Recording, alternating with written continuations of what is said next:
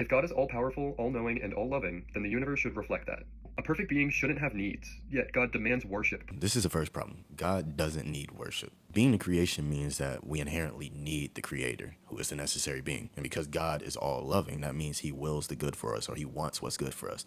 It's the equivalent of seeing a fish out of water and then throwing it back in the water because the fish needs the water. The water doesn't need the fish. In the same way, God doesn't need us, but we need God in order for our survival. God already knows every choice we'll ever make. Free will just becomes an illusion. Just knowing the end of a movie doesn't mean that I caused it to happen. Doesn't mean that the movie's going to change either. God just necessarily knows what we're going to choose, not that the events necessarily had to happen. So God knowing everything doesn't mean that he causes those things to happen. If we were to say that he causes those things to happen, what we would say is that he causes the reality to occur that we choose, i.e. he'll give existence to that reality. For example, if Jordan wants to make a response video to Goose, I'll allow that to happen based off of his free choice. Heaven is a place where no one sins, but everybody still has freedom, then evil clearly isn't necessary for choice. Evil is not necessary. We chose evil over God according to our pride. However, the ability to be able to do evil is required in order for us to freely choose to align ourselves with God. Why? Because our essence and actions aren't pure goodness in itself. Only God's is. So therefore, we have to choose to align with him. There is no virtue or free choice in something that's the result of force. A loving, all-powerful creator could have started with that world. God doesn't just sit around picking different possible worlds. To a degree, we get to choose the world that we live in. However, God does ultimately accomplish his end goal, which is uniting everybody to himself, the ultimate good. This leads us into the next thing, which was suffering and ultimately hell.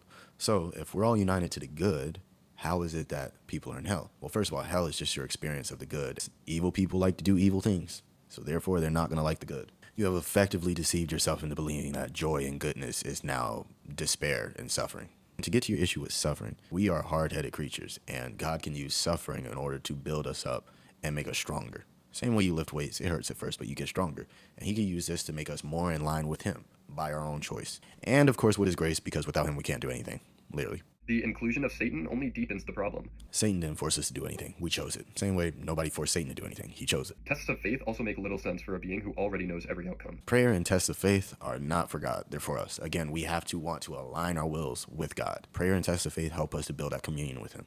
And if he truly wanted humanity to believe, hiding all direct evidence of his existence would be the worst possible strategy. One, God didn't hide any evidences of himself. There's plenty of logical proofs for the existence of God. Two, just because you believe in God doesn't mean that you follow him. You have to actually do the actions. So even if we were to see him in the sky, if we don't follow his actions, we're going to be just like the devil, who sees God all the time and still did the opposite thing. Submit to Jesus Christ to fountain of living water so you don't dry up.